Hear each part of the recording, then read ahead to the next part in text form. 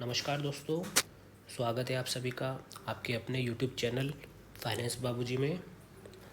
दोस्तों, income tax के course की आज हमारी ये 6th क्लास है। इस क्लास में हम समझेंगे एग्जम्पशन और डिडक्शन के बीच में डिफरेंस को। जनरली क्या होता है कि लोग एग्जम्पशन और डिडक्शन को एक ही समझ लेते हैं, मिक्स कर देते हैं एग्जम्पशन और डिडक्शन को, जबकि ऐसा होता नहीं है। एग्जम्पशन में क्या होता है कि हमारी वो इनकम आती है जो इनकम टैक्स से बिल्कुल एग्जम्प्ट है, जिस पर टैक्स लगना ही नहीं है कभी। जबकि डिडक्शन क्या होता है कि सरकार ने 80C से 80U तक हमें इन्वेस्टमेंट के कुछ तरीके बताए हैं, जिसमें इन्वेस्ट करके हम उसकी छूट लेकर अपनी इनकम को रिड्यूस करके टैक्स को बचा सकते हैं। उसको बोलते हैं डिडक्शन। समझते हैं एग्जम्पशन और डिडक्शन को इनकम टैक्स की लैंग्वेज में।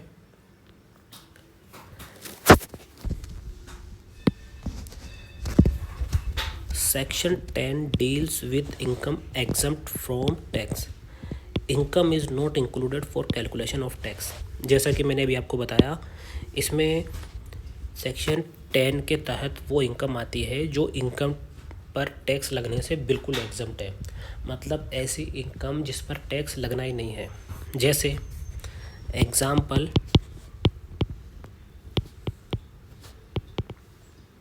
एग्रीकल्चरल इनकम, इस पर टैक्स लगना ही नहीं है, तो ये हो जाएगी हमारी एग्जम्प्ट इनकम। वहीं दूसरी तरफ बात करते हैं डिडक्शन की। डिडक्शन में क्या कहता है income tax? Section 80C to 80U deals with deductions. Assessee need, ये नीड है दोस्तों, assessee need to invest under these sections and then these investment can be claim.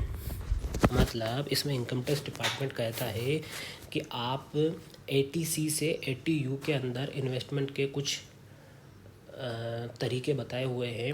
अगर आप वहाँ जब इन्वेस्ट करते हैं तो आप उसको बाद में क्लेम कर सकते हैं और आपकी इनकम में उसकी छूट लेकर आप अपनी इनकम को रिड्यूस करके टैक्स को बचा सकते हैं।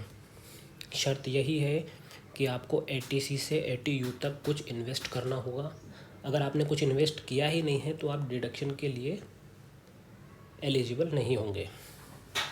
80C से 80U तक जो सेक्शन जितने भी आ रहे हैं उसको हम आने वाली क्लासेस में समझेंगे।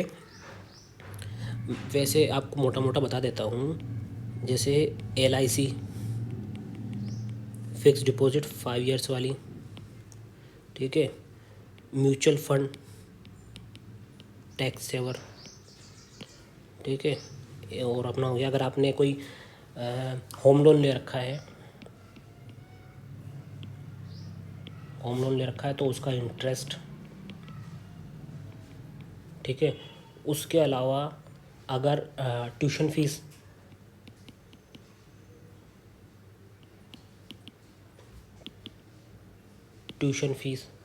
अगर यहाँ पर आपने कुछ पैसा लगा रखा है तो आप अपनी रिटर्न फाइल करते टाइम पे उसको अपनी इनकम में से लेस कर सकते हैं। फॉर एग्ज़ाम्पल, मान लीजिए आपने साल के अंदर 6 लाख रुपए की इनकम कमाई, आपकी इनकम हुई 6 लाख, ठीक है। अब आपने 80C से 80U तक मान लीजिए 1,10,000 रुपये इन्वेस्ट कर रखे थे, ठीक है। अब आप पर जो टैक्स लगेगा वो लगेगा 4,90,000 रुपये पर, ना कि 6 लाख पर, ठीक है। ये डिफरेंस है एग्जम्पशन और डिडक्शन के अंदर। आई होप दोस्तों आपको समझ में आया होगा। दोस्तों जल्दी से चैनल को सब्सक्राइब कर दो। म्यूचुअल फंड, GST और शेयर मार्केट तीनों के कोर्स लाने वाला हूँ, जल्दी से चैनल को सब्सक्राइब कर दीजिए। मिलते हैं नेक्स्ट क्लास में। नेक्स्ट क्लास में हम समझेंगे ग्रॉस इनकम और नेट इनकम। दोनों में डिफरेंस। ठीक है दोस्तों, थैंक यू वेरी मच।